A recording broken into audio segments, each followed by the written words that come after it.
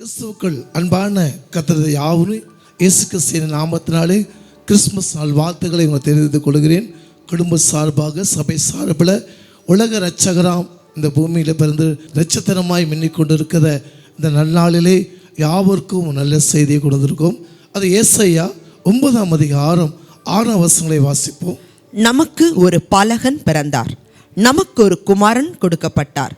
கர்த்தத்துவம் அவர் தோளின் மேல் இருக்கும். அவர் நாமும் அதிசயமானவர், ஆலோசனை கர்த்தா, வல்லமையுள்ள தேவன், நித்திய பிதா, சமாதான பிரபு என்னப்படும். மனிதர் ரட்சிக்க தேவனே பிறக்க வேண்டுமா? 2000 ஆண்டுகளுக்கு முன்பாக இந்த மனுக்குலத்தில் தன்னுடைய சொந்த குமாரனை பூமியில் பிதாவானவர் அனுப்பினார். நமக்காக ஏன் பிறக்கப்பட வேண்டும்? மத்தேயு 1:21 வாசிப்போம். அவள் ஒரு குமாரனை பெறுவாள், அவருக்கு இயேசு என்று பெயரிடுவாயாக. ஏனெனில் அவர் தமது ஜனங்களின் பாவங்களை நீக்கி அவர்களை ரட்சிப்பார் என்றான். ஏன் இந்த பூமியில் பிதாவானவர் தன்னுடைய தூதர்களை அனுப்பியிருக்கலாம், இல்லைன்னா வேலை ஆட்களை அனுப்பியிருக்கலாம். ஏன் அந்த உலகத்தில் தன்னுடைய சொந்த குமாரன் பூமியில் அனுப்பப்பட வேண்டும்? எதுக்காக? உலகத்தில் ஒரு மனிதனுடைய வாழ்க்கை வாழ்னா ஏழ்மை கோலத்திலிருந்து முடிவிருந்து எப்படி வாழ்க்கை வாழ வேண்டும் என்று இயேசு கிறிஸ்து 33 ஆண்டுகள் இந்த பூமியிலே வாழ்ந்து போயிருக்கிறார். இந்த பூமியிலே பாவம் நிறைஞ்ச உலகத்தை வாழ்ந்து கொண்டிருக்கும் போது பாவம் இல்லாத ஒரு மனுஷனுடைய இரத்தம் சிந்தப்பட வேண்டும் என்று தான் இயேசு இந்த பூமிக்கு வந்தார். உலகத்தில் முதல் மனிதன் ஆதாம் ஏவாளையும் தேவன் உருவாக்கப்பட்டார். அவங்க சமாதானமும் சந்தோஷமாக வாழ்ந்து கொண்டிருக்கிற நேரத்தில் தேவன் நன்மை தீமை உண்டாக்குற கனிகளை சாப்பிட வேண்டாம் சொல்லி அவங்க புசித்த உடனே அவங்களுக்குள்ள பாவம் பிறக்கப்பட்டது. தேவனுடைய ஐக்கியத்திலிருந்து விலகி போனார்கள். தேவனிடத்தில் சாபமும் பெற்றுக்கொண்டார்கள். ஏதேன் தோட்டத்திலிருந்து விலகப்பட்டார்.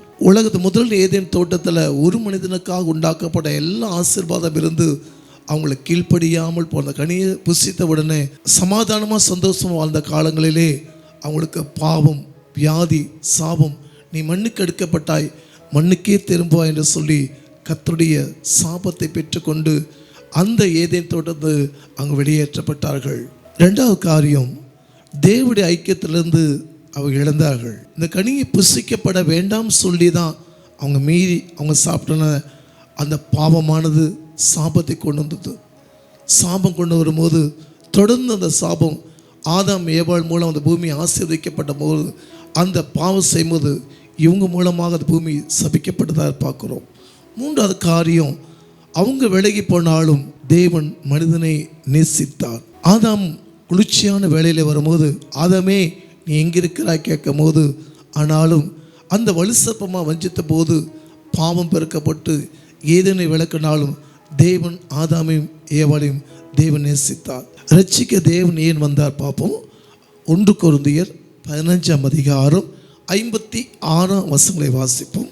மரணத்தின் கூர் பாவம், பாவத்தின் பலன் நியாயப்பிரமாணம். அந்த பாவம், அந்த ஒரு அம்பு எடுத்துக்கொண்டால் அந்த அம்புல கூர்மை பார்த்தீங்கன்னா முதல் பாவம், அதுக்கப்புறம் பார்த்தீங்கன்னா மரணத்தை கொண்டு வருகிறது. இதுதான் ஆண்டவர் தெளிவாக சொல்வார். அதே லேவியர் 17:11 வாசிப்போம். மாம்சத்தின் உயிர் இரத்தத்தில் இருக்கிறது, நான் அதை உங்களுக்கு பலிபீடத்தின் மேல் உங்கள் ஆத்துமாக்களுக்காக பாவ நிவர்த்தி செய்யும்படிக்கு கட்டளையிட்டேன்.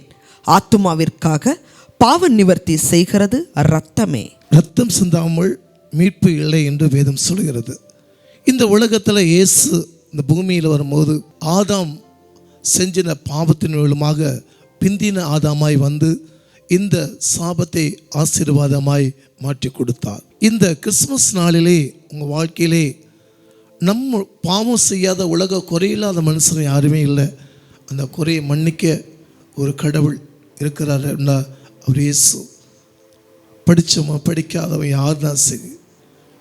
எதுக்காக இந்த பாவம் செய்த பிசாசுனா, இந்த பாவமானது பிசாசு நரகத்தை கொண்டு போய் விடக்கூடாதுன்னு சொல்லி தான் இயேசு இந்த பூமியில் வந்து ஒவ்வொரு பாவிகளுக்காகவே ரத்தம் சிந்தி இந்த பூமியில் ஒரு மனுஷன் கூட பாவம் இருக்கக்கூடாதுன்னு சொல்லி தான் தன்னுடைய பிதாவானிய சொந்த குமாரனை பூமியிலே அவர் கொடுக்கப்பட்டார்.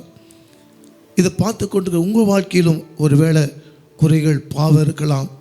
என் வாழ்க்கை மாறுமா என்று கேட்கும்போது இன்னைக்கு உலகம் முழுசும் 20 கோடி ஜனங்கள் இந்த கிறிஸ்மஸை கொண்டாடி கொண்டிருக்கிறார்கள். ஜாதி மதம் வேறுபாடு இல்லாதபடி இயேசுவை அன்பாக நேசிக்கக்கூடிய இயேசு உங்கள் வாழ்க்கையிலே உங்கள் பாவங்களை இயேசுவை ஏற்றுக்கொண்டு நீங்களும் ஆண்டவருடைய கட்டளை எடுக்கும்போது உங்கள் பாவமெல்லாம் கத்தல் சாபமெல்லாம் தேவன் ஆசீர்வாதமாய் மாற்ற முடியும். அவர் விசுவாசிக்க நமக்கும் நித்திய ஜீவனை கொடுப்பார். ஒரு உண்மைகளை நான் சொல்கிறேன். பொதுவாக ஒரு இடத்துல ஒரு காரிருளாக இருக்கிறது. அந்த இடத்த நம்ம கடந்து போகணும். என்ன செய்யப்பட வேண்டும் பார்ப்போம். தங்கத்தில் போட்டால் வெளிச்சமாக மாறாது, வைரத்தை போட்டாலும் அந்த இருள் வெளிச்சமாகாது, தண்ணீரை ஊற்றினாலும் காற்றடித்தாலும் அது போகாது. ஒருவேளை பணத்தை போட்டால் அந்த இருள் மறையுமா? இல்லை. அந்த காரியில் வெளிச்சம் வந்தால் தான் அந்த வெளிச்சம் வரும்போது பாவம் கழிந்து போகும். இந்த வழிகளை கண்டுபிடிக்க தான் இயேசு நானே வழியும் சத்தியமும் ஜீவனுமாக இருக்கிறார். ஆதியிலே தேவன் வானத்தை பூமியை படைக்கும் போது இந்த உலகமானது இருளுக்குள்ளே வந்துச்சு. இந்த உலக இரட்சகர் அந்த பூமியில் ஜாதி மதம் வேறுபாடு இல்லாதபடி அநேக பிள்ளைகளுக்காக, திக்கற்ற பிள்ளைகளுக்கும் அநாதை பிள்ளைகளுக்கும் தேவன் அடைக்கலமாக அவர் விசுவாசம் ஏற்றுக்கொள்ள அத்தனை பேருக்கும் கர்த்தர் நன்மை செய்து கொடுப்பார். எபிரேயர் 2:14-15 வாசிப்போம். ஆதலால் பிள்ளைகள் மாம்சத்தையும் இரத்தத்தையும் உடையவர்களாய் இருக்க அவரும் அவர்களைப் போல மாம்சத்தையும் இரத்தத்தையும் உடையவரானார். மரணத்துக்கு அதிகாரியாக்கிய பிசாசானவனை தமது மரணத்தினாலே அழிக்கும்படிக்கும் ஜீவ காலமெல்லாம் மரண பயத்தினாலே அடிமைத்தனத்திற்குள்ளானவர்கள் யாவரையும் விடுதலை பண்ணும்படிக்கும் அப்படி ஆனார். உண்மையாக சொல்லப்போனால் இயேசு கிறிஸ்து ரத்தம் சகல பாவங்களை நீக்கி நம்ம சுத்திகரிக்கும். உலக இரட்சகராம் இயேசு படுத்த நல்நாளிலே உண்மையாக கிறிஸ்மஸ் கொண்டாடப்பட வேண்டும் என்றால் உன் வாழ்க்கையில் இல்லாதவனுக்கு கற்றுக் கொடுக்க சொல்லியிருக்கிறார். அதே போல் ரோட்டில் கையேந்தி இருக்கிற எல்லா பிள்ளைகளுக்காக நீங்கள் ஒரு தர்மம் செய்து ஒரு சாப்பாடு, ஒரு இனிப்பு வாங்கி கொடுத்து இந்த உலகத்தில் இயேசு இப்படி பிறந்திருக்கிறார். உங்களை மாதிரி ஜனங்களுக்கு தான் அவர் இரட்சகராக இருக்கிறார்.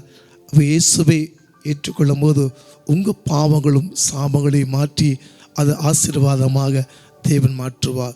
இந்த நல்லாளிலே கர்த்தருடைய கிருபையாய் பார்த்துக்கிற ஒவ்வொரு பிள்ளைகளுக்கும் உலக இரட்சகர் உங்கள் வாழ்க்கையிலே இனிமேல் உங்கள் இருளை கர்த்தர் வெளிச்சமாக மாற்றி அதை ஆசீர்வாதமாக நிச்சயமாக மாற்றி கொடுப்பார். இனிய கிறிஸ்மஸ் நல்வாழ்த்துக்களை சொல்லி உங்களை வாழ்த்தி ஆசீர்வதிக்கிறேன். இந்த நாளிலே அருமையான பாஸ்டர்மா தேவ செய்திக்காகவும் வாழ்த்துக்களையும் கூற வருவார்கள். அனைவருக்கும் இனிய கிறிஸ்மஸ் நல்வாழ்த்துக்கள். தேவஜனமே, இப்போ நம்ம செய்தி கேட்டோம். 2000 ஆண்டுகளுக்கு முன்பாக தேவகுமாரன் உங்களையும் என்னையும் மீட்டெடுக்கிறதுக்காக இந்த உலகத்துக்கு வந்தார். இந்த தெய்வ செய்தியின் பிரகாரம் தேவன் ஒரு மனிதனை ரட்சிக்கிறதற்கு அவருடைய தூதனை அனுப்பியிருக்கலாம், அல்லது அவருடைய வார்த்தையினால் ரட்சித்து இருந்திருக்கலாம்.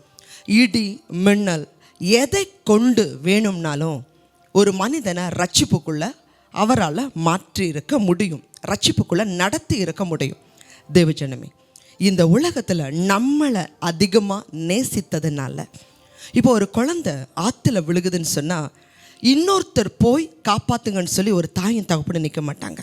அந்த குழந்தை மேலே வாய்த்திருக்கிற அதிக அன்புனால அந்த தகப்பனே அந்த ஆற்றுல விழுந்து குழந்தையை காப்பாற்றுவாங்க. அதே போல் தேவன் நம் மேலே வைத்திருந்த அன்புனால அவரே இந்த உலகத்துக்கு வந்தார். இந்த உலகத்தில் ஒரு மனுஷனுக்கு பெரிய ஆசீர்வாதம் இருக்கும் அப்படின்னு சொன்னால் அது பாவ மன்னிப்பு மட்டும்தான்.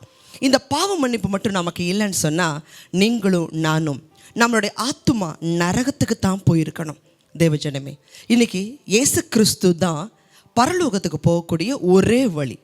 இயேசுவே வழி, சத்தியம், ஜீவன்.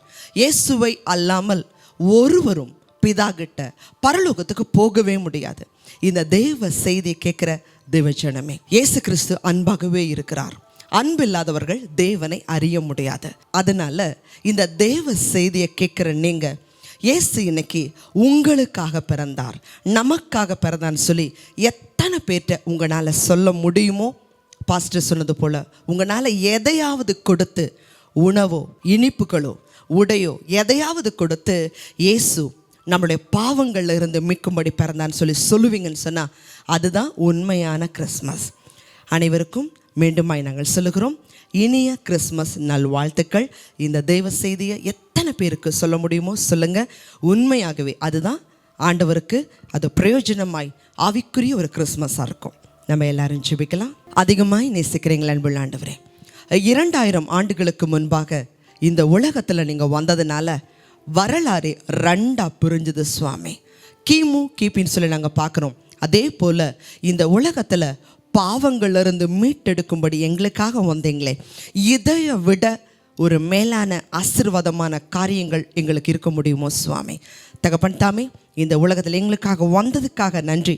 இன்றைக்கி எத்தனையோ ஜனங்க இந்த ரட்சிப்பின் நற்செய்தியை அறியாமல் இருக்கிறாங்களே சுவாமி, அவர்களுக்கும் இந்த தெய்வ செய்தி போகும்படியாக இதை கேட்குற ஜனங்கள் இந்த உலகத்தில் யாரெல்லாம் தேவனுடைய பிள்ளைகளாக இருக்கிறாங்களோ, ஆண்டவரே ரட்சிப்பை பெற்றிருக்கிறாங்களோ அத்தனை பேரும் இந்த ரட்சிப்பின் சந்தோஷத்தை மற்றவர்களுக்கு அறிவிக்கிறது மட்டும்தான் தேவனுக்கு எங்களை குறித்த சித்தமாக இருக்கிறதே. தேவன் தாமே இந்த நற்செய்தி இந்த உலகத்தில் எங்களுக்காக பிறந்தீங்க அப்படிங்கிற நற்செய்தி உலகமெங்கும் போகட்டும். ஆண்டவரே கிருபத்தாங்க, உம்முடைய ரத்தம் இந்த மனிதர்களுக்காக சிந்தப்பட்டது. இந்த ரத்தம் வீணாகக்கூடாது சுவாமி. திரளான ஜனங்கள் உம்முடைய ராஜ்யத்துக்கு வர கிருபத்தாங்க, ஆசீர்வதிங்க. இயேசு கிறிஸ்துவின் மூலமாய் ஜெபிக்கிறோம் நல்ல பிதாவே, ஆமென்.